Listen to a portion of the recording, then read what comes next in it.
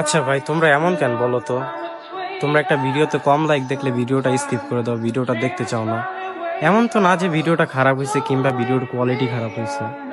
তোমরা হয়তো জানো না একটা ক্রিয়েটর কতটা আশা নিয়ে একটা ভিডিও আপ দেয়, আর ওই ভিডিওটাতেই যদি 6 থেকে 7টা লাইক আসে তো কেমন লাগে। হুম, তোমরা বুঝো না।